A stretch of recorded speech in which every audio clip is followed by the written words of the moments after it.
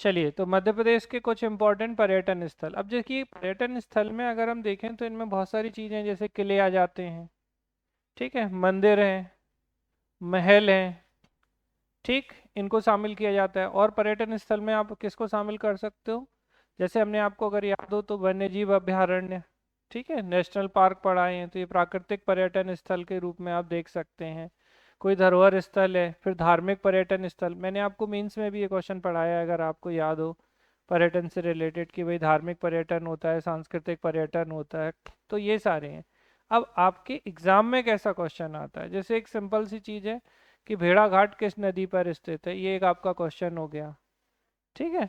तो ऐसे सरल सरल से क्वेश्चंस आपसे पूछ लिए जाते हैं, कि जैसे आपसे पूछते हैं कि भाई मंदसौर में कौन सा मंदिर है, ठीक है, तो पशुपतिनाथ का मंदिर जो है वो मंदसौर में है, ठीक है, तो मध्य प्रदेश में पशुपतिनाथ का मंदिर है। इसके अलावा पशुपतिनाथ का मंदिर कहाँ पर है, ठीक है, तो नेपाल के काठमांडू में है, तो ये क्वेश्चन पूछ लिया गया। तो ऐसे छोटे छोटे सी चीज़ें होती हैं जो आपसे पूछ ली जाती हैं। अब जैसे अमरकंटक, तो अमरकंटक जो है वो अनूपपुर में मैकाल श्रेणी के अंतर्गत आता है, ठीक है। यहाँ पर कबीर चबूतरा, नर्मदा कुंड, सोन कुंड, कर्ण मंदिर, माई की बगिया, श्रीअंत मंदिर आदि स्थित हैं। इसके अलावा इसे तीर्थराज भी कहा जाता है। तो पर्यटकों का तीर्थराज किसे कहा जाता है, तो अमरकंटक को कहा जाता है। अब जैसे अमरकंटक से, अब यही ज्योग्राफी में चला जाएगा तो क्या पूछ लेते हैं, अमरकंटक से कौन सी नदी निकलती है, या अमरकंटक से कौन सी नदी नहीं निकलती है। तो नर्मदा, सोन और जोहिला, ये तीन नदियां जो है वो आपकी कहाँ से निकलती हैं, अमरकंटक से निकलती हैं, ठीक है। अब यहाँ पर कौन कौन से हैं, तो कपिल धारा, दुग्ध धारा, लक्ष्मण धारा और पंचधारा जलप्रपात स्थित हैं। कहाँ पर, अमरकंटक में। तो आपसे क्वेश्चन थोड़ा कैसा हो सकता है कि कौन सा जलप्रपात या वाटरफॉल अमरकंटक में नहीं है, तो कपिल धारा है, दुग्ध धारा है, लक्ष्मण धारा है और पंचधारा है। तो ये सब आपके कहाँ पर हैं, अमरकंटक में स्थित है। इसके बाद नेक्स्ट हम आ जाते हैं, तो अमरकंटक के बाद भेड़ाघाट जबलपुर के पास स्थित है। गोलाकार 64 योगिनी का मंदिर है यहाँ पर, ठीक है। फिर इसके बाद संगमरमर चट्टानों पर नर्मदा नदी द्वारा निर्मित धुआंधार जलप्रपात यहीं पे है। तो आपको पता है कि जो भेड़ाघाट है वहाँ पे धुआंधार जलप्रपात है, और भेड़ाघाट नाम भृगु ऋषि के कारण पड़ा था। और यहाँ पे बंदर कूदनी एक दर्शनीय स्थल भी है, तो इसको आपको ध्यान रखना है।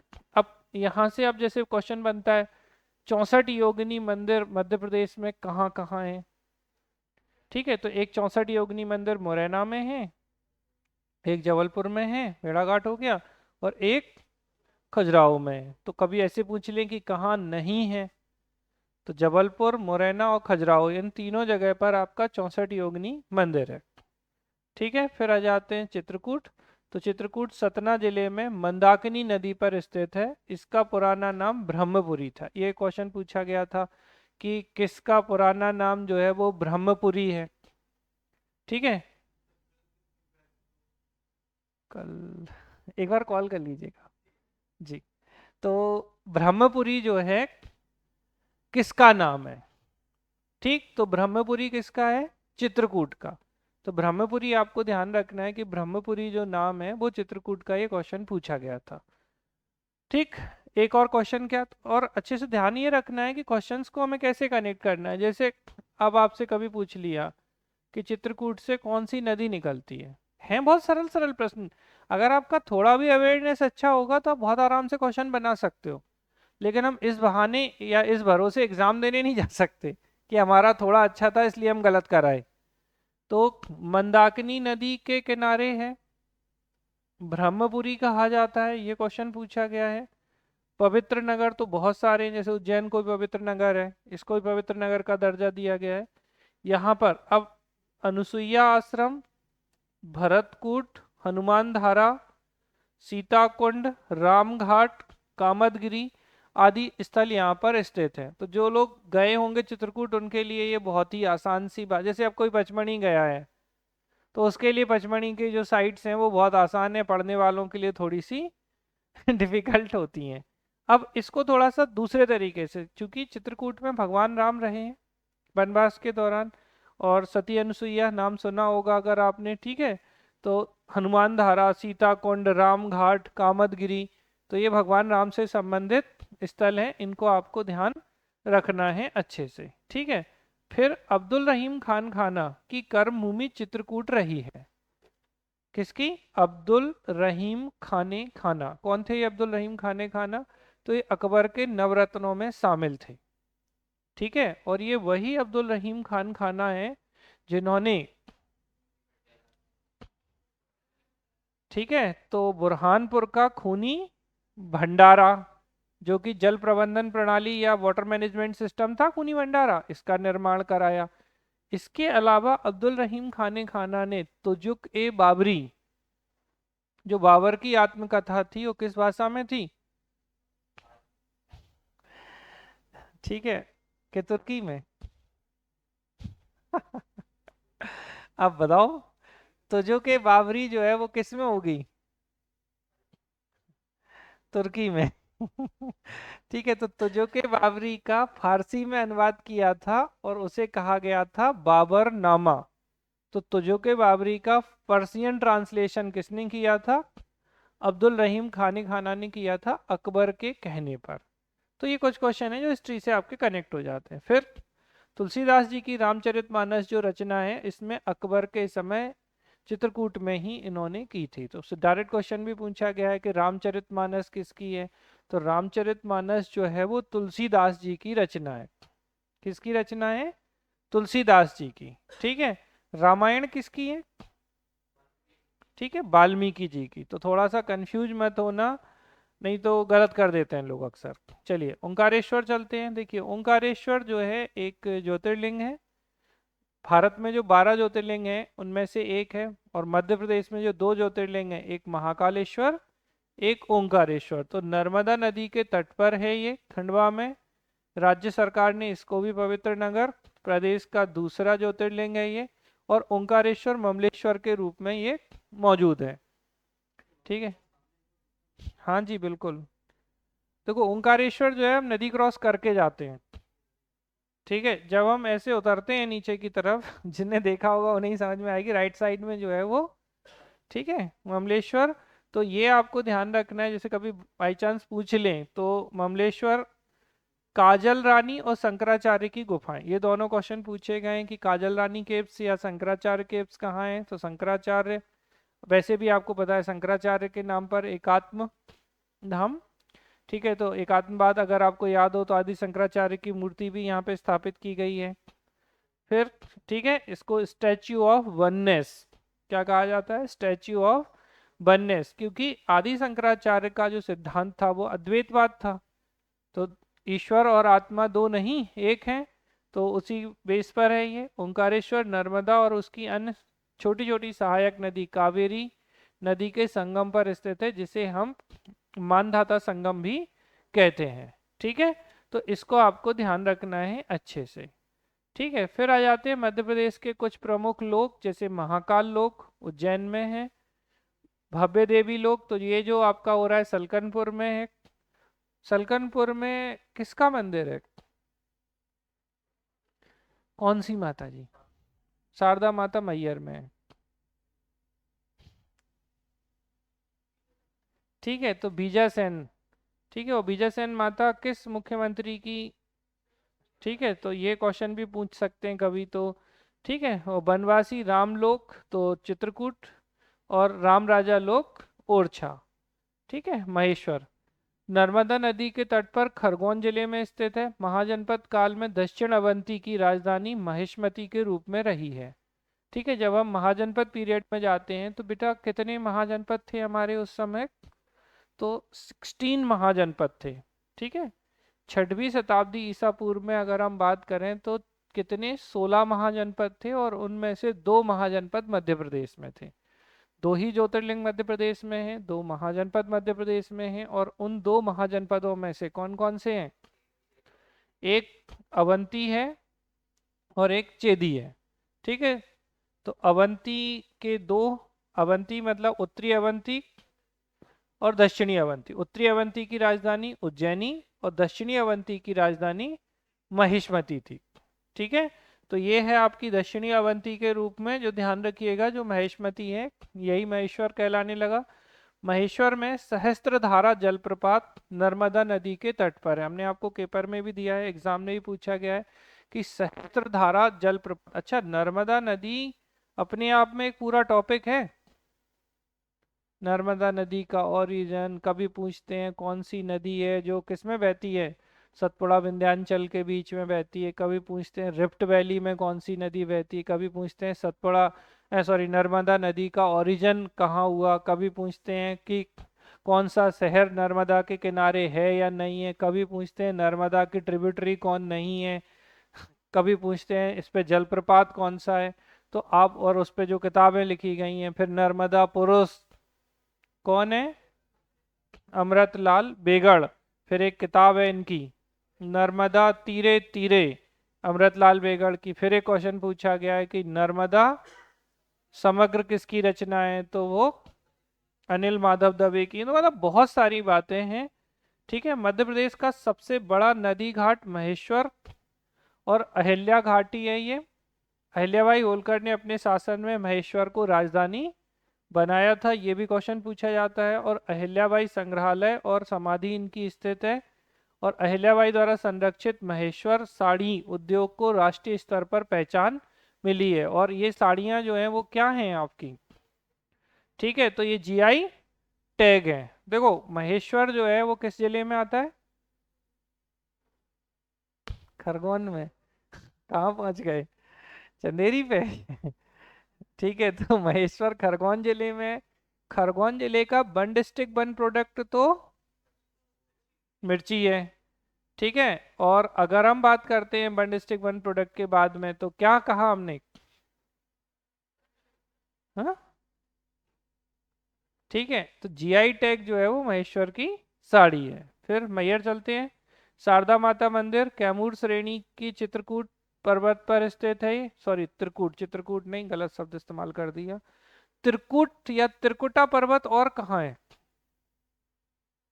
आपको पता है वैष्णो देवी पे भी त्रिकूट पर्वत है। जो लोग नहीं गए होंगे उन्हें नहीं पता होगा। ठीक है, मंदिर पर चढ़ने के लिए 1063 सीढ़ियां जो है वो बनाई गई हैं। ठीक है, अच्छा मैयर और किसकी कर्मस्थली रहा है, लास्ट क्लास, ठीक।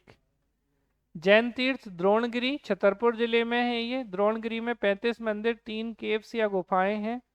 मुरुदत्त निर्माण गुफा, कांच मंदिर, चौबीसी मंदिर, मान स्तंभ स्थित है। ठीक है, ये आ गया अलाउद्दीन खां की कर्मभूमि रहा है, इसीलिए इसे संगीत नगरी के नाम से जानते हैं। और मैयर में आला उदल अखाड़ा व गोल मठ का मंदिर स्थित है। किसमें, मैयर में। तो इसको आपको ध्यान रखना है, ये संगीत की नगरी के रूप में किसको जाना जाता है, अलाउद्दीन खां। अच्छा, इंदौर से कौन संबंधित थे, ठीक है, तो इंदौर में अमीर रहते हैं, पैसे वाले की नगरी है, तो इंदौर में अमीर खां। और ग्वालियर में के अलावा,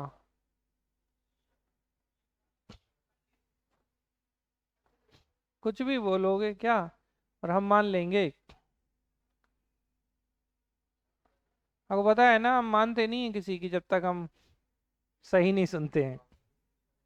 क्या, हाँ राजा भैया पूछ वाले, चलो ठीक है। और इसके अलावा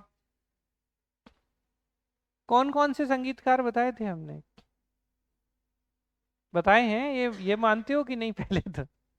तानसेन तो है ही, तानसेन के अलावा फिर घूम फिर के तानसेन, यहाँ भी बोल रहे हैं लोग ऑफलाइन में तानसेन, अब ऑनलाइन में तानसेन। मानसिंह तो अमर, हाँ भैया ठीक है। और अच्छा चलो, माधव संगीत माधव संगीत जो महाविद्यालय था, माधव संगीत कॉलेज की स्थापना किसने की थी, की थी, कुछ याद है पूरा, पूरा नाम बताओ। आधा हो रहा है नाम आपको, ऐसे ही लग रहा है। भातखंडे तो ठीक है चलो, विष्णु नारायण भातखंडे। ठीक है, तो विष्णु नारायण भातखंडे जो थे, इन्होंने किसकी स्थापना की थी, माधव संगीत महाविद्यालय की। कब बना था किरण ये, चलो उज्जैन चले। क्षिप्रा नदी के तट पर स्थित है ये। राज्य सरकार द्वारा इसे पवित्र नगर का दर्जा दिया गया है। मध्य प्रदेश ही नहीं, विश्व की पहली वैदिक घड़ी मध्य प्रदेश के उज्जैन में लगाई गई है। ये क्वेश्चन पूछा गया है। फिर एक बार क्वेश्चन पूछा गया था कि कौन सा मॉल, सही बताना। पहली वैदिक घड़ी मध्य प्रदेश के उज्जैन में लगाई गई है। और उज्जैन शहर घूमने से 7 सागर, ये स्टेटमेंट पूछा गया है, 7 सागर 9 नारायण और 84 महादेव की परिक्रमा पूरी हो जाती है। तो बेटा ये जो 7 सागर 9 नारायण और 84 महादेव की परिक्रमा है, ये बेसिकली महाकालेश्वर मंदिर से ही संबंधित मानी जाती है। और उज्जैन में दक्षिण मुखी ज्योतिर्लिंग महाकालेश्वर है ये। ठीक है। और संभवतः ऐसा माना जाता है कि जितने 12 ज्योतिर्लिंग में, उनमें से एकमात्र दक्षिण मुखी शिवलिंग जो है, ज्योतिर्लिंग जो है, वो उज्जैन में है। यहाँ पर जंतर मंतर है। ठीक है, क्या नहीं है? जंतर महल नहीं है। संदीपनी ना है, ये संदीपनी आश्रम है यहाँ पे। और संदीपनी आश्रम में किसने शिक्षा ग्रहण की? ठीक है, तो भगवान कृष्ण और उनके बड़े भाई बलराम और उनके दोस्त सुदामा ने। ठीक है। गोपाल मंदिर यहाँ पर है। मंगलनाथ मंदिर को पृथ्वी का केंद्र कहा जाता है। गढ़कालिका मंदिर है। चिंतामन गणेश मंदिर है। हर सिद्धि मंदिर है। इसमें दीपक जलते हैं तो बहुत सुंदर लगते हैं, जिनने भी देखा हो वो बहुत बहुत सुंदर है। ठीक है। और एक प्राचीन नाग प्रतिकल्पा अवंतिका, उज्जैनी, पद्मावती, कुशस्थली, कनक श्रृंगा, विशाला, चूड़ामणि, ओडोन, नवतेरी नगरी, इतने नाम जो है वो प्राचीन में किसको दिए जाते हैं? तो उज्जैन को दिए जाते हैं। आपसे ज्यादातर कुछ नहीं पूछा जाता, तो आपको अवंती का याद रखना है। और अवंती मेरे हिसाब से सबको पता होगा कि उज्जैन का ही नाम है, क्योंकि उज्जैन की जो राजधानी है, एक उत्तरी अवंती एक दक्षिणी अवंती। तो उत्तरी अवंती उज्जैनी है आज का, और दक्षिणी अवंती माहेश्मती। और अभी क्या है वो? महेश्वर है। ठीक है ना? अच्छा, कुछ हिस्टोरिकल प्लेस जैसे सांची रायसेन में है। मध्य प्रदेश का सबसे बड़ा स्तूप है। अशोक ने 3rd शताब्दी में बनवाया था, 1989 में। क्या बना? ये यूनेस्को की विश्व विरासत सूची में आया। जबकि 1986 में पहला वर्ल्ड हेरिटेज साइट खजुराहो था मध्य प्रदेश का। और 2003 में भीमबेटका था। ठीक है। सांची में भगवान बुद्ध के 2 प्रधान सिद्ध, तो एक सारीपुत्र और महामोगलायन, इनकी अस्थियां रखवाई गई हैं। जहां हड्डी अवशेष रखे जाते हैं वह स्थान हर्मिका कहलाता है। और स्तूप का प्रदक्षिणा पथ मेधी कहलाता है। जहां पर भी हड्डियां रखी जाती हैं, देखो ऐसे आता, हाथ से हड्डी, हाथ से हर्मिका। ठीक है। दूसरी चीज क्या है? स्तूप का जो प्रदक्षिणा, प्रदक्षिणा मतलब परिक्रमा। ठीक है। तो परिक्रमा पथ क्या कहला रहा है? मेधी कहलाता है। स्तूप के चारों ओर तोरण द्वार बने हैं, जिन पर जातक कथाएं चित्रित हैं। तो तोरण द्वार पर कौन सी कथाएं? जातक कथाएं। अब प्रश्न ये बनता है कि जातक कथाएं हैं क्या? नहीं है। पंचतंत्र विष्णु शर्मा का है, उसको एक तरफ कर दो। अब बोलो आगे। ठीक है, पूछा हालांकि ये भी गया है कि पंचतंत्र किसकी रचना है, तो पंडित विष्णु शर्मा।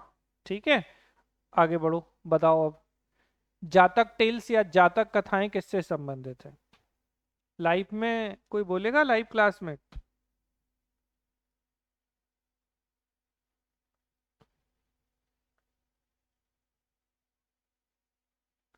भगवान बुद्ध से संबंधित है। ठीक है। और इसके अलावा?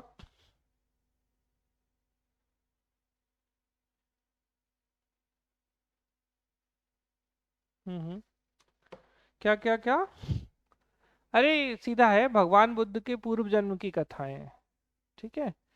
तो महात्मा बुद्ध के जो पूर्व जन्म की कथाएं हैं वो जातक कथाएं होती हैं। चलो आगे बढ़े। सांची स्तूप का व्यास बेटा 36.5 मीटर और ऊंचाई लगभग 21.64 मीटर है। ठीक है। सांची स्तूप की खोज 1818 में, 1818 में जर्नल टेलर ने की थी। सांची पुरातात्विक संग्रहालय की स्थापना जॉन मार्शल ने की थी 1919 में। और सांची को मध्य प्रदेश की ग्रीन सिटी, सोलर सिटी बनाने का प्रस्ताव भी है। सांची के और नाम क्या हैं? काकनाद और काकनाड बोट। ठीक है, तो ये थोड़ा सा ध्यान रखिएगा आप इनको। इसके बाद चलो खजुराहो चलते हैं, आज खूब घूम रहे हैं आप लोग। खजुराहो का निर्माण किसने करवाया? तो चंदेल शासक जो हैं, किसने? चंदेल शासकों ने करवाया था। इसको आपको ध्यान रखना है, ठीक है।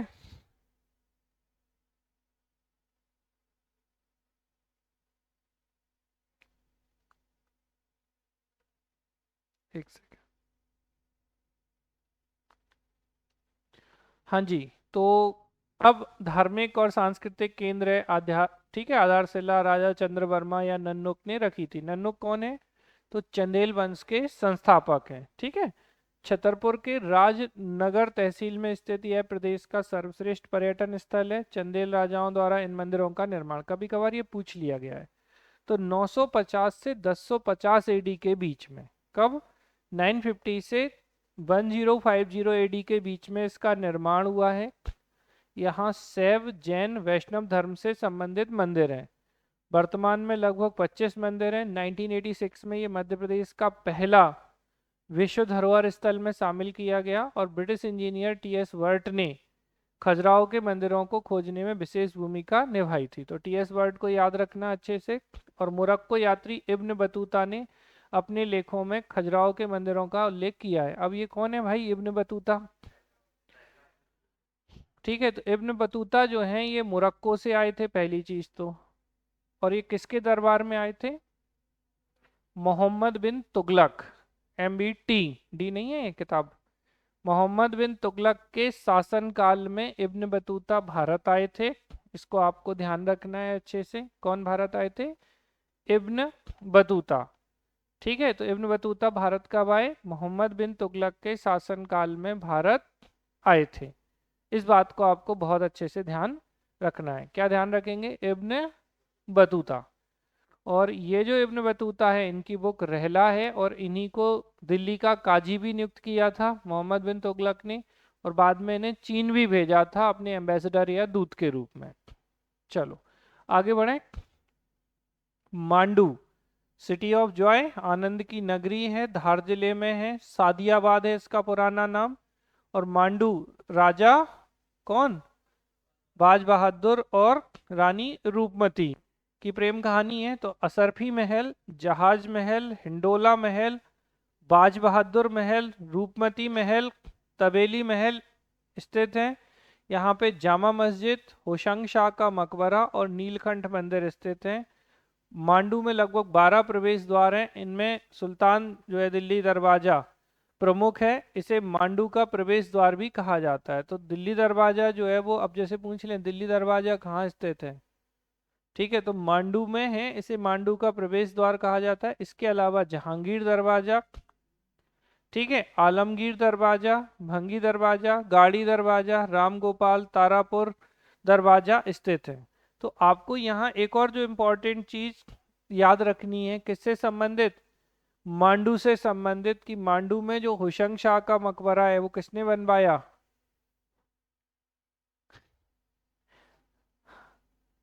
महमूद खिलजी। ठीक है, तो मैं, वो भी है। हाँ जी, जी। यूनेस्को की विश्व धरोहर सूची बता चुके हैं। खजुराहो 1986, सांची 1989 और भीमबेटका 2003।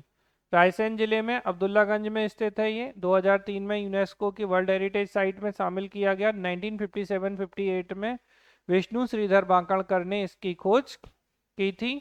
पुरापाषाण काल के साक्ष्य हैं तो पैलियोलिथिक पीरियड के मिलते हैं। ग्वालियर, ठीक है, ग्वालियर में ग्वालियर का किला है जिसे हम जिब्राल्टर ऑफ इंडिया या किलों का रत्न भी कहा जाता है। ग्वालियर में गुजरी महल किसने बनवाया? राजा मान सिंह तोमर ने। जहांगीर महल, मोती महल, जौहर कुंड, विक्रम महल स्थित है। ठीक है, ग्वालियर किले में मान मंदिर और सहस्त्रबाहु मंदिर है। सहस्त्रबाहु मंदिर किसने? महिपाल ने। कौन से वंश के? कच्छप घात वंश के जो महिपाल थे, इन्होंने सहस्त्रबाहु मंदिर बनवाया था। मध्य प्रदेश का सबसे बड़ा गुरुद्वारा बंदी छोड़ गुरुद्वारा जो है वो ग्वालियर के किले में ही स्थित है। इसका निर्माण राजा सूरज सेन ने करवाया था। 5 दरवाजे हैं। ठीक है, ये आपको ध्यान रखना है। उत्तर में हाथी फोड़, ठीक है। दूसरा दक्षिण पश्चिम में बादलगढ़, हिंदोला, भरथरी, आलमगीर, ये सब आपके स्थित हैं। फिर आ जाते हैं हम ओरछा। ओरछा मैंने आपको बताया है बेतवा नदी के किनारे है, ये निवाड़ी जिले में है। 2020 में नमस्ते ओरछा महोत्सव का आयोजन किया गया था। सबसे इम्पोर्टेंट है राम राजा या राजा राम मंदिर, चतुर्भुज मंदिर, कंचन घाट प्रसिद्ध पर्यटक स्थल है। मध्य प्रदेश में श्री कृष्ण पाथे कुल 4 स्थानों को जोड़कर बनाया जा रहा है। श्री कृष्ण पाथे मतलब श्री कृष्ण का पथ। तो नारायणा गांव उज्जैन, सुदामा से मित्रता थी। संदीपनी आश्रम उज्जैन, शिक्षा ग्रहण की। जाना पाव इंदौर, सुदर्शन चक्र की प्राप्ति। और इसके बाद अमझेरा धार रुक्मणी का वरण किया था। ठीक है, तो कौन कौन से?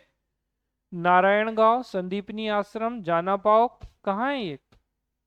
महू, ठीक है, अमझौरा, धार। तो ये जो 4 जगह हैं इनको मिला के श्री कृष्ण पाथे जो है वो बनाया जा रहा है। अब जैसे ऐसे क्वेश्चन भी बन सकता है, श्री कृष्ण पाथे में कौन सा स्थान सम्मिलित नहीं है, और मेंस में आ जाए तो सीधा श्री कृष्ण पाथे।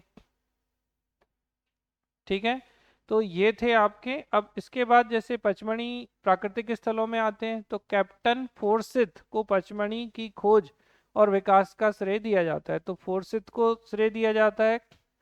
सतपुड़ा की रानी, ये सब जानते हैं हम, मध्य प्रदेश की ग्रीष्मकालीन राजधानी। ठीक है, पर्यटन स्थल में जटाशंकर हैं, यहाँ पर पांडव गुफाएं, ये एक आध बार पूछी गई हैं कि पांडव गुफाएं कहाँ हैं, तो ये पचमढ़ी में स्थित है। धूपगढ़ सबसे ऊंची चोटी है, आपको पता होगा। चौरागढ़, नंदीगढ़, ठीक है। और वाटरफॉल कौन से हैं? तो डचेस वाटरफॉल, रजत, अप्सरा और बी फॉल, ये यहाँ पर है। मध्य प्रदेश की जड़ी बूटी केंद्र जो है वो बनाया गया है।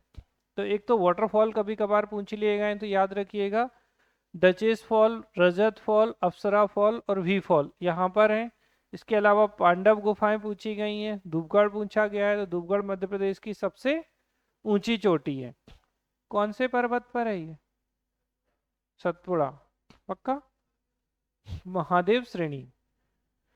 चलिए, कान्हा राष्ट्रीय उद्यान, इस पे हम बहुत बात कर चुके हैं, अब जरूरत मेरे हिसाब से नहीं है। कान्हा पे पर्याप्त बात हो चुकी है। मध्य प्रदेश का पहला राष्ट्रीय उद्यान था, पहला प्रोजेक्ट टाइगर था।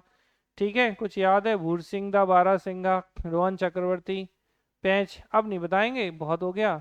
पेंच में बस एक ही याद रखना है, मोगली लैंड और इंडिया प्रियदर्शनी। ठीक है, तो ये हो गया। फिर पवित्र नगर तो बहुत सारे हैं, ओंकारेश्वर, मंडला, पन्ना, दतिया, जबलपुर, चित्रकूट, मैयर, सलकनपुर, अमरकंटक, महेश्वर, उज्जैन, मुल्ताई, ममलेश्वर, पशुपतिनाथ, ग्वारीघाट, जबलपुर और बरमान नरसिंहपुर। मुद्दा क्या है? जिस दिन ये पूछा कि कौन नहीं है, तब अच्छा प्रश्न है, बाकी पूछने की संभावना हम बिल्कुल नहीं रखते हैं, कि हमें नहीं लगता कि इस पे कुछ पूछने की संभावना है ऐसी, क्योंकि ऐसे हर एक चीज़ से नहीं क्वेश्चन पूछे जाते हैं।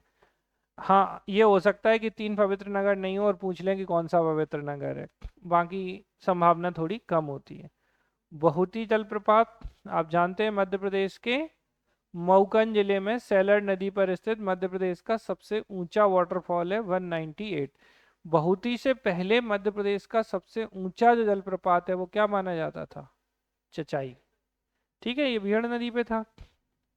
तो रीवा के बिहड़ नदी पर स्थित है। दूसरा सबसे ऊंचा जलप्रपात है, 130 मीटर, तो बहुत अंतर है। 68 मीटर का। अच्छा, मजेदार बात ये है कि कब ढूंढ लिया, इतने सालों से क्यों नहीं मिला था ये? ठीक है, और ऐसा तो है नहीं कि अभी नया बन गया हो। तो ये एक बड़ा इम्पोर्टेंट सा क्वेश्चन है, तो इसको आप थोड़ा ध्यान रखिएगा कि 198 मीटर का था और ये 130 मीटर है। Mukundpur white tiger safari Maihar जिले में स्थित है, उद्घाटन 3 अप्रैल 2016। वाइट टाइगर जो है इनके लिए है। ठीक है, अब जैसे निकटतम हवाई अड्डा मांडू कहाँ था? धार में, तो धार के पास इंदौर है। पचमढ़ी भोपाल ही होगा इसके पास में। अमरकंटक के पास जबलपुर है। पीताम्बरा पीठ दतिया में है, तो पास में ग्वालियर है। खजुराहो तो खजुराहो है ही, कान्हा किसली में। ठीक है, हवाई पट्टी तो है लेकिन हवाई अड्डा नहीं है, तो जबलपुर है। सांची के पास भोपाल है और भीमबेटका के पास भी भोपाल है। मध्य प्रदेश पर्यटन बोर्ड ने फ्रांस देश की राजधानी पेरिस को 23 सितंबर 2022 को मध्य प्रदेश दिवस मनाया था। सोचो, घूमने जाना होगा अधिकारियों को, तो चलो बोले पेरिस में मनाते हैं मध्य प्रदेश दिवस। ठीक है, और 23 सितंबर को एक 1 नवंबर होता तो भी समझ में आता। मध्य प्रदेश की संस्कृति और पर्यटन को पहचान दिलाने के लिए पहल की गई थी। अच्छा, उन्हें क्या मतलब है आपके इससे? ठीक है, अब जैसे अगर हम बात करें तो 55 जिलों के जो पर्यटक स्थल हैं उनमें जैसे मुरैना, ठीक है, तो मुरैना की बात करें तो मुरैना में ये शनिचरा मंदिर बहुत फेमस है यहाँ का। ये 64 योगिनी अभी बताया था। सिहोनिया का मंदिर भी फेमस है। कौन से वंश से संबंधित है सिहोनिया मंदिर? और पक्का?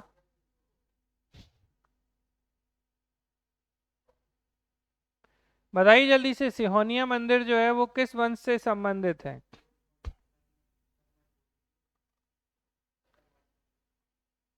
कौन सा? तोमर? पक्का तोमर? और कोई वंश नहीं है? सोचना आप लोग, बताना। गोल्डन ट्रायंगल मंदिर तो बटेश्वर, मितावली और पदावली मंदिर है। राम प्रसाद बिस्मिल का शहीद मंदिर मुरैना में है। तो पूछा जाता है मध्य प्रदेश का एकमात्र शहीद मंदिर कहाँ है, तो मुरैना में। फिर से ऊपर चलते हैं तो मानपुर किला, बड़ौदा किला, सहरिया संग्रहालय, बंजारा डैम, नरसिंह महल, मोहम्मद आलम का मकबरा, ठीक है, दो कुंड जैन मंदिर। ये नहीं पूछे जाते, इनको आपको बहुत ज़्यादा नहीं करना है। भिंड में अटेर आता है, बनखंडेश्वर मंदिर। यहाँ एक इम्पॉर्टेंट है, तो भिंड में क्या है, मल्हार राव होलकर की समाधि कहाँ है, भिंड में। ठीक, तो इसको आपको बहुत अच्छे से ध्यान रखना है। आलमपुर एक तहसील है भिंड की, जहाँ पर ये मल्हार राव होलकर की समाधि है। और ये कौन है, होलकर वंश के संस्थापक हैं, तो founder of Holkar dynasty. Gwalior चलते हैं, जयविलास महल। जयविलास पैलेस वही है जिसमें वर्तमान में सिंधिया परिवार रहता है। सूर्य मंदिर, मोहम्मद गौस का मकबरा, तानसेन का मकबरा, रानी लक्ष्मीबाई का समाधि स्थल, गुजरी महल किसने बनवाया था, मान सिंह तोमर ने। ठीक है, तेली का मंदिर उत्तर भारत में द्रविड़ शैली का एकमात्र मंदिर जिसका निर्माण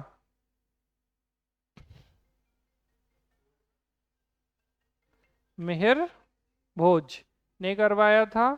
दाता बंदी छोड़ गुरुद्वारा सबसे बड़ा है मध्य प्रदेश का ये। घाटी गांव क्या है, अभ्यारण्य। सौंचरैया अब नहीं है, यहाँ पे विलुप्त हो गई है ये सौंचरैया, बट ये इसके लिए जाना जाता था। और सहस्त्रबाहु मंदिर जो है वो, जिसे हम सास बहू का मंदिर भी कहते हैं, ये ग्वालियर के किले में है। और कच्छप घाट शासक महिपाल ने इसका निर्माण कराया था। मिक्स मत करना, महिपाल ने, कौन थे ये, कच्छप घाट शासक। और जबकि तेली का मंदिर मिहिर भोज। ठीक है, तो ये आपको ध्यान रखना। चलो, ग्वालियर से आ गए, अब हम ट्रेन से दतिया चलते हैं। पीताम्बरा पीठ बहुत इंपॉर्टेंट है। रतनगढ़ माता मंदिर बहुत इंपॉर्टेंट है, अभी ध्वज पर मेला भी था यहाँ दीपावली के बाद में। सोनागिरी जैन तीर्थ स्थल है। उन्नाव बालाजी का सूर्य मंदिर यहाँ पर है। और गुर्जरा अभिलेख, ये बहुत बार पूछा जाता है, तो गुर्जरा अभिलेख जो है वो दतिया में ही है। कौन सा, गुर्जरा अभिलेख, जहाँ पे मध्य प्रदेश में एकमात्र स्थल जिसमें अशोक का नाम अशोक मिलता है। ठीक है, सबसे इंपॉर्टेंट देवनाम प्रियदर्शी तो ठीक है, अशोक जो नाम मिलता है वो 4 जगह मिलता है। एक है मध्य प्रदेश के दतिया का गुर्जरा, इसके अलावा 3 कर्नाटक के हैं, मास्की, उदयगोलन और नेत्तूर। ठीक है, इनको आपको ध्यान रखना है। फिर बालाजी सूर्य मंदिर, इंपॉर्टेंट चीज, रतनगढ़, सोनागिरी, ये गुर्जरा। अच्छा, इनके किले को क्या क्या है यहाँ, तो न्याय मुकुट का हीरा। तो न्याय मुकुट का हीरा किस किले के दरवाजे पर लिखा गया है, तो ये दतिया का ही किला है। और यहाँ कौन सा महल है,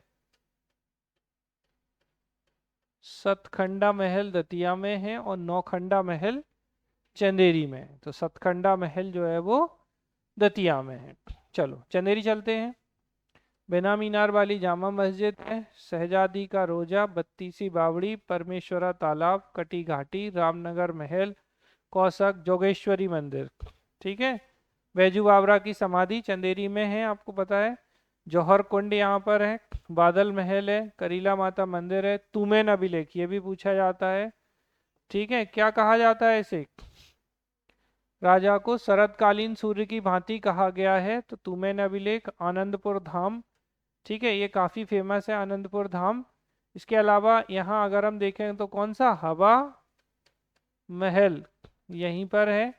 ठीक है। चंदेरी का किला है, तो चंदेरी का किला किसने, राजा कीर्तिपाल ने बनवाया था, और ये वही चंदेरी है जहां पर बाबर ने आक्रमण किया था और 1528 में चंदेरी का युद्ध हुआ था। और चंदेरी की जो साड़ियां हैं वो मध्य प्रदेश की पहली चंदेरी साड़ी, तो पहली जीआई ज्योग्राफिकल इंडिकेटर टैग के रूप में भी जानी जाती हैं। चलो बधाई हो, पहुंच गए हैं हम अशोकनगर। शिवपुरी चलते हैं। जॉर्ज कैसल भवन 1911 में माधवराव सिंधिया के द्वारा इसे बनवाया गया था, जॉर्ज पंचम और महारानी मैरी के स्वागत में। माधव राष्ट्रीय उद्यान, पाबा जलप्रपात, माधव विलास भवन चोरपुरा, और ये वही शिवपुरी है जहाँ पर सांख्य सागर झील है। और इसके अलावा तात्या टोपे को फांसी दी गई थी। किसको फांसी दी गई थी? तात्या टोपे को। कब? 18 अप्रैल 1850। 18 सितंबर नहीं है मैडम, 18 अप्रैल 1859 को। ठीक है। अगर अभी भी गलत कर दो ना तो मन करता है कुर्सी मार दें, सिर पे पटक दें बस। गुना, हनुमान मंदिर टेकरी, 20 भुजा देवी मंदिर, गोपी कृष्ण, रंग महल, मूर्ति महल, मालपुर गुफाएं, एक भी अभी तक नहीं पूछा गया, तो मैं भी ज्यादा दिमाग नहीं लगवाऊंगा। भोपाल में देश का एकमात्र शौर्य स्मारक जो पहला था यहाँ पे स्थापित किया गया, ताजुल मस्जिद शाहजहां बेगम ने बनवाई है। बैठक क्षमता में सबसे बड़ी मस्जिद है। कमलापति महल, वन विहार नेशनल पार्क, ऋषभदेव उद्यान, यातायात पार्क और गुलाब उद्यान, ये सब भोपाल में है। ठीक है। इसके अलावा जैसे जामा मस्जिद भी यहाँ पर है, भोपाल का ताजमहल भी है, और ताजमहल जो है वो किसने, शाहजहां बेगम ने ही बनवाया। विदिशा माला देवी मंदिर ग्यारसपुर में, गरुण स्तंभ ये बहुत इंपॉर्टेंट है, तो हेलियोडोरस गरुणा पिलर या हेलियोडोरस का जो गरुण स्तंभ है वो किसके समय, भागभद्र के समय हेलियोडोरस ने बनवाया था, और ये भागवत धर्म का प्राचीनतम प्रमाण माना जाता है। इसे हम खाम बाबा भी कहते हैं। उदयगिरी गुफाएं गुप्त काल से संबंधित हैं, और उदयगिरी में कुल 20 गुफाएं हैं, और पहली और 20वीं जो गुफा है वो जैन धर्म से संबंधित है। ठीक है। 5वीं वराह अवतार से संबंधित है। नीलकंठेश्वर मंदिर बेसिकली ग्यारसपुर में ही है ये। Kurwai Hindola, Atkhambabad, Sehore, all saint church, Sarumaru की गुफाएं, तो सारूमारू केव्स कहाँ पर हैं, सीहोर में है। विंध्यवासिनी मंदिर सलकनपुर का यही है। गणेश मंदिर क्या, मारा केव्स सिंगरौली में है। कुंवर चैन सिंह की छतरी है, समाधि स्थल है। कुंवर चैन सिंह ने कब विद्रोह किया था अंग्रेजों के खिलाफ? 1824 में। Very good. और सलकनपुर देवी लोक बन रहा है, गिन्नौरगढ़ का किला भी यहाँ पर है। राजगढ़, कपिलेश्वर मंदिर, धुरेल, पशुपतिनाथ, चिड़ी खों पूछी जा सकती है बेटा कभी। नरसिंहगढ़ किला, तिरुपति जीरापुर मंदिर, छगोड़ा की गुफाएं, नवनीरा जल केंद्र, माचलपुर। राजगढ़ में बेसिकली इससे क्वेश्चंस नहीं आए हैं। क्वेश्चन क्या पूछा गया, चिड़ीखो। इसके अलावा बाजीराव फर्स्ट। ठीक है, तो मिक्स नहीं करना। रावर खेड़ी खरगोन में बाजीराव फर्स्ट की। राजगढ़ में क्या है, बाज बहादुर और रानी रूपमती का मकबरा है। चलो रायसेन चलते हैं। सांची स्तूप पढ़ चुके हैं। भोजपुर मंदिर राजा भोज ने बनवाया था। भीमबेटिका, रातापानी, छींद धाम, गोरखपुर का किला, मृगेंद्र नाथ की गुफाएं जो हैं वो रायसेन में, जबकि मत्स्येंद्र नाथ की गुफाएं उज्जैन में। महाकाल मंदिर उज्जैन, नागचंद्रेश्वर मंदिर उज्जैन, हरसिद्धि मंदिर उज्जैन, गोपाल मंदिर, काल भैरव मंदिर, 24 खंबा मंदिर, ये सब उज्जैन में है। कलियादा पैलेस पूछा गया है, उज्जैन में है। महाकाल लोक सब जानते हैं, मंगलनाथ मंदिर सब जानते हैं, वैश्य टेकरी और संदीपनी आश्रम।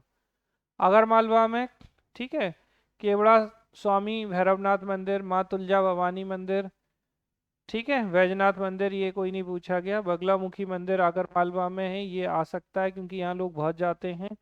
और दादी सती मंदिर।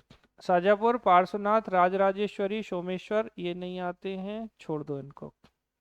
नीमच में गांधी सागर बांध है, ये इंपॉर्टेंट है, ठीक है, इनको आपको ध्यान रखना है। बाकी सहाबुद्दीन औलिया की मजार, ठीक है, तो इनका उर्स भी नीमच में लगता है। सहाबुद्दीन औलिया का उर्स का मजार जहाँ होगी वहीं उर्स लगेगा, तो उर्स जो है वो इनका फेमस है। क्या, दोनों में आता है ना इसलिए, ठीक है। मंदसौर अष्टमुखी पशुपतिनाथ मंदिर, धर्मराजेश्वर गुफाएं ये पूछी गई हैं, तो मंदसौर में धर्मराजेश्वर गुफाएं हैं, ठीक है। Ratlam cactus garden. सैलाना, सैलाना आपको याद है किसके लिए था, किसके लिए था सैलाना? खरमोर के लिए, दो थे खरमोर के लिए, एक सैलाना और एक सरदारपुर। सरदारपुर धार में था और सैलाना रतलाम में था।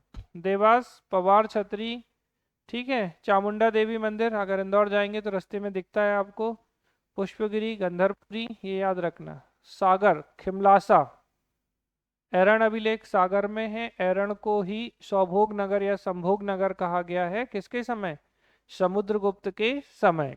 इसको ध्यान रखें आप लोग। राहतगढ़ जलप्रपात, ठीक। लाखा बंजारा झील, ये निदा से पूछा गया था इस पे क्वेश्चन कि लाखा बंजारा झील कहाँ है, ठीक है। तो गढ़ पहरा मंदिर, नौरादेही अभयारण्य सागर में है, ठीक। निवाड़ी राम राजा लोक, राम राजा मंदिर, ओरछा किला ये सब आपको पता ही है। जहांगीर महल और बीर सिंह देव की छतरी। जहांगीर महल का निर्माण बीर सिंह देव बुंदेला ने जहांगीर के लिए किया था और इन्हीं के कहने पर इन्होंने अबुल फजल की हत्या कर दी थी।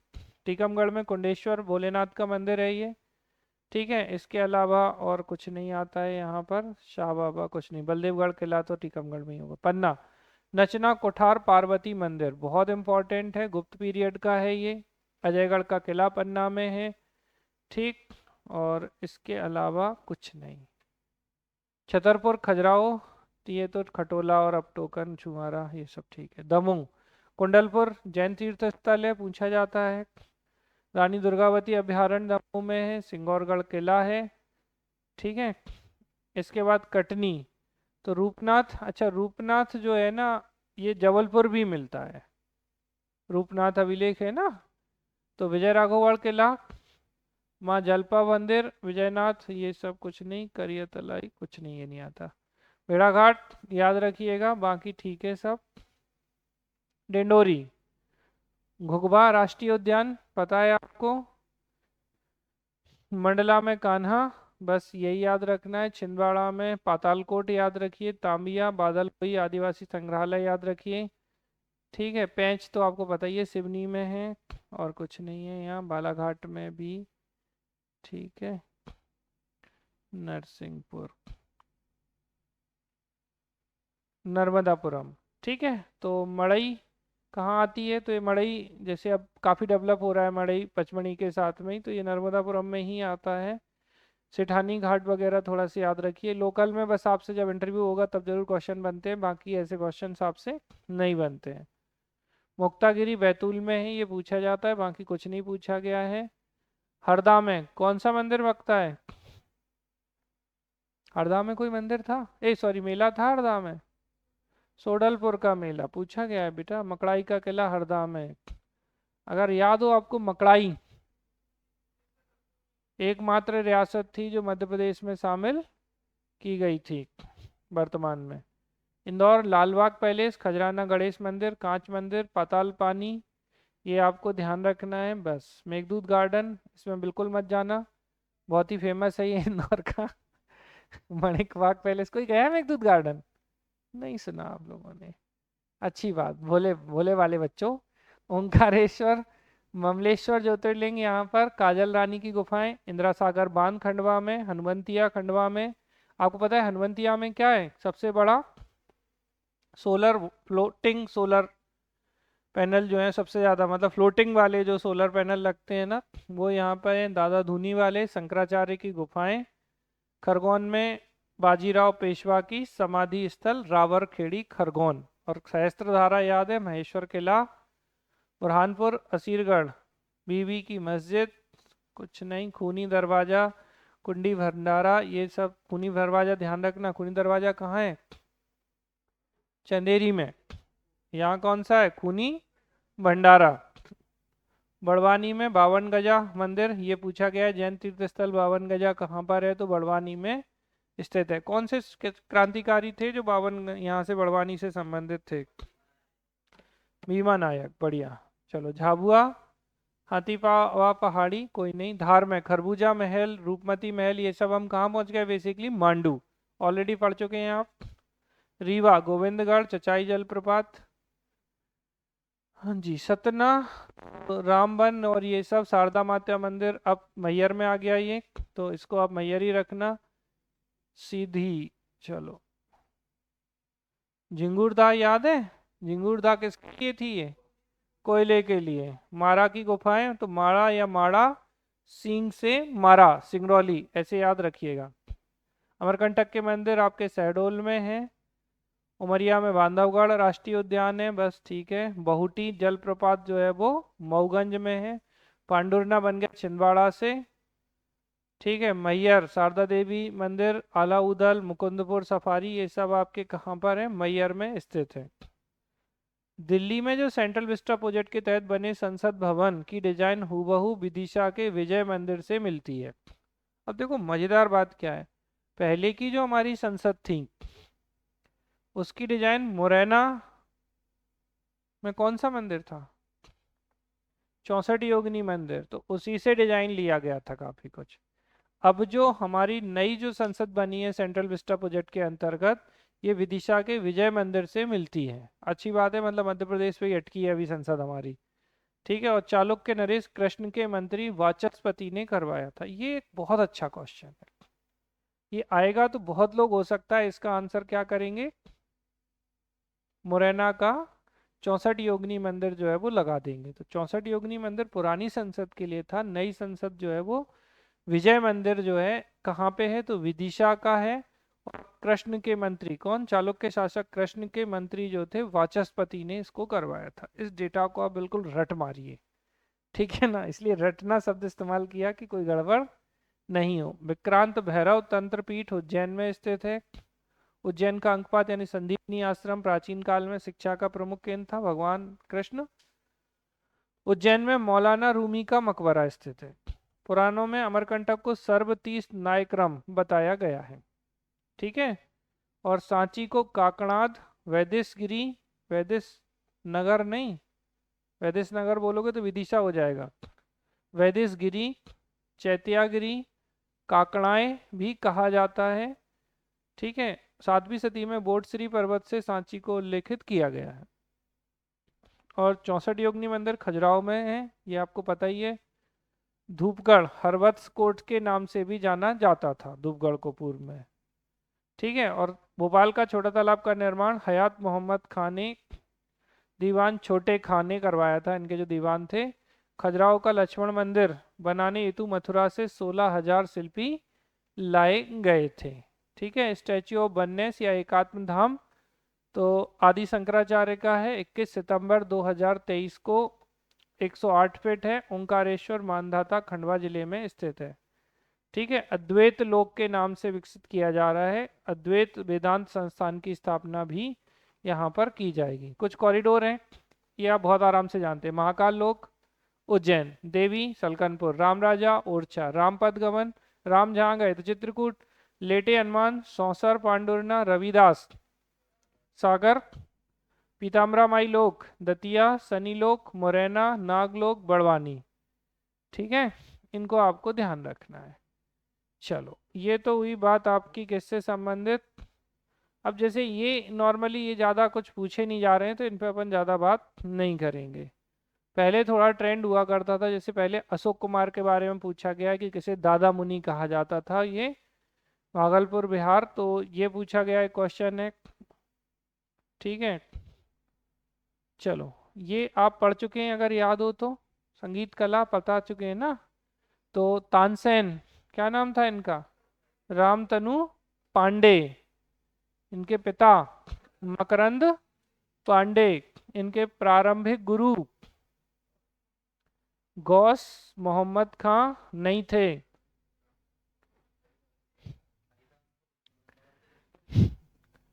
किसकी बात कर रहे हैं हम? तानसेन। इनका वास्तविक नाम रामतनु पांडे। ठीक है, इनके एक और दोस्त कौन थे? आप लोग भूल जाते हैं, हम ऐसे ही बताते हैं हर बार और आप कैसे करते हो। बैजू बाबरा। हाँ, इन दोनों के गुरु थे शुरू में स्वामी हरिदास हैं, रामदास नहीं। हाँ, स्वामी रामदास पूरा नाम है समर्थ गुरु रामदास, वो तो शिवाजी के थे। अच्छा, अच्छा है, कम से कम कंफ्यूजन हो गया। समर्थ गुरु रामदास ये शिवाजी महाराज के से आध्यात्मिक गुरु थे, और ये शिवाजी महाराज के कैसे स्पिरिचुअल गुरु। ठीक, तो वैजू बावरा और तानसेन। दादा कौंडदेव जो थे राजनीतिक थे, तो राजनीतिक गुरु बोले तो दादाजी कौंडदेव, और आध्यात्मिक या स्पिरिचुअल जो है वो कौन थे? ठीक है, तो आध्यात्मिक के रूप में थे समर्थ गुरु रामदास। आप महाराष्ट्र जाओगे आपको बहुत सारी जगह इनकी मूर्तियां मिल जाएंगी। ठीक है, इनके पिता जो थे वो थे मकरंद पांडे। किनके पिता? तानसेन के। ठीक है, बैजू बावरा की समाधि स्थल चंदेरी अशोकनगर, इसको भी ध्यान रखिएगा आप अच्छे से। फिर बाद में इनके गुरु बने थे कौन? मोहम्मद गौस। और इनका जो मकबरा है वो मध्य प्रदेश का सबसे बड़ा मकबरा है, जो कि ग्वालियर में स्थित है। दोनों ही हजीरा में है इनके मकबरा, तो इनको आप बढ़िया से ध्यान रखिएगा। ठीक है, और पढ़ा दें? जैसी आपकी इच्छा। चलो भैया, नहीं पढ़ाते हैं। याद रखिए थोड़ा सा, देखिए ये एक्चुअल में वैसा बहुत ज़्यादा समझाने वाला डेटा नहीं था, और कुछ इंपॉर्टेंट चीज़ें थी, कुछ ऐसी बहुत सारी चीज़ें थी जिनमें से मैंने आपको सिर्फ आइडेंटिफिकेशन कराने की कोशिश की। तो आप एक रिव्यू तो सबका कर सकते हैं, बट आपको जो बताया कि यहाँ से जैसे संदीपनी आश्रम से क्वेश्चन आता है, ठीक है, एक हरसिद्धि मंदिर आ सकता है, काफ़ी चर्चा में रहा है। दूसरा महाकाल लोग तो सब जानते हैं, इसमें कुछ ऐसा है नहीं। ठीक है, फिर वो जो परिक्रमा थी 84 महादेव 7 सागर, ये किससे संबंधित है, ये क्वेश्चन पूछा गया है। तो थोड़ा सा मतलब आपको ना अप टू दी मार्क याद रखने की आवश्यकता ज़्यादा है, क्योंकि जितने अच्छे से आप चीज़ों को याद रखेंगे उतना आपको काम आएगा। डेटा की कोई कमी नहीं, एमपी पर्याप्त है, लेकिन हमें ये याद रखना है कि हमें हमारी जो प्रीवियस ईयर क्वेश्चंस है, मैं फिर बोल रहा हूँ, और सिर्फ एमपीपीएससी के नहीं, एमपीपीएससी के जितने भी एग्ज़ाम्स होते हैं, जैसे हमने आपको एक सजेस्ट किया था कि तथ्यवाण ने निकाली है प्रीवियस ईयर क्वेश्चंस की, वो आप लगा सकते हैं। इसके अलावा जैसे जिन लोगों ने बुक नहीं ली है एमपी की कोई, तो एमपी में जो परीक्षा धाम है, ठीक है, तो उसके सब्जेक्टिव ऑब्जेक्टिव जो भी आप चाहें, और दोनों करें तो बहुत ही अच्छा है। तो जैसे परीक्षा धाम की ऑब्जेक्टिव भी है, नई वाली ले लीजिए, अभी कुछ समय पहले नई वाली आई है। तो जिनने नहीं ली है और ले रखी है, तो किसी दोस्त से थोड़ा बहुत जो भी ऐड हुआ उसको फोटोकॉपी करा लो, दोबारा से नई लेने की ज़रूरत नहीं है। देखिए, प्रीलिम्स निकालने का एकमात्र तरीका है मल्टीपल टाइम्स रिवीजन, सही चीज़ों का रिवीजन और प्रैक्टिस। अगर आप ये करते हैं तो आराम से प्रीलिम्स बहुत सरल है, और बहुत आराम से आपका निकल जाएगा। बाकी जैसे जिन लोगों को भी लगता है कि शाम में ही अटेंड करते हैं हम, तो सुबह में जैसे अभी स्टार्ट किया है, आज से ट्राइब वाला स्टार्ट किया है, तो उसको आप पढ़ सकते हैं यूनिट 10 को। और जिनको लगे कि नहीं सुबह ले सकते, तो आप वीडियो रिकॉर्डिंग ले लीजिए मुझसे कि भाई हमारा रिवीजन हो जाए। तो सरल सरल चीज़ें पढ़िए, और बहुत छोटी सी ये ट्राइब वाली यूनिट है, फिर आईसीटी करवा देंगे, फिर करेंट करवा देंगे, तो इस बहाने आपका हो जाएगा सेक्शन। एमपी की चीज़ों को अच्छे से पढ़िए, क्योंकि एमपी से नंबर ऑफ क्वेश्चंस बहुत आते हैं। और सबसे ज़्यादा मैं कहूँगा कि आपको थ्योरी के साथ सबसे ज़्यादा ज़रूरी चीज़ है ऑब्जेक्टिव लगाइए, और फिर थ्योरी पढ़िए, फिर ऑब्जेक्टिव लगाइए, और फिर थ्योरी पढ़िए। अगर आप थ्योरी फिर थ्योरी, और फिर थ्योरी, और फिर थ्योरी। अगर आप इस पैटर्न पे जाएंगे तो विश्वास मानो आप दो चार क्वेश्चन तो ऑब्जेक्टिव में वो गलत कर देंगे जो आपको पता होंगे।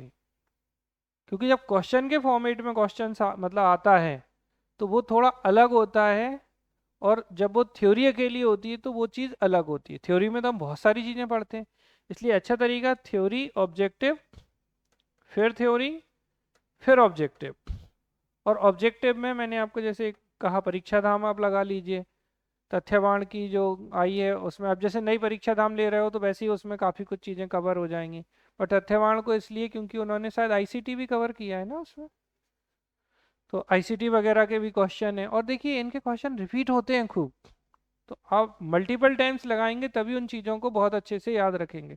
और मैं फिर कह रहा हूँ ये चीज़ बाद में पछताने से कि पेपर इतना कठिन नहीं आता, हम कहाँ गलती कर देते हैं। अभी हमारे पास पर्याप्त समय है कि हम अभी खूब खूब सारे ऑब्जेक्टिव लगाएं, और बार बार पूछें दोस्तों से, बताएं दोस्तों को, सुनाएं, सुने। और बिल्कुल कंपटीशन नहीं कि नहीं इसको याद हो जाएगा। अच्छी चीज़ है, अगर आपकी चीज़ उसको याद हो गई मतलब आपको तो याद हो ही जाएगी। ये इसकी वो है कि हाँ भाई ये फीडबैक हो गया इसका।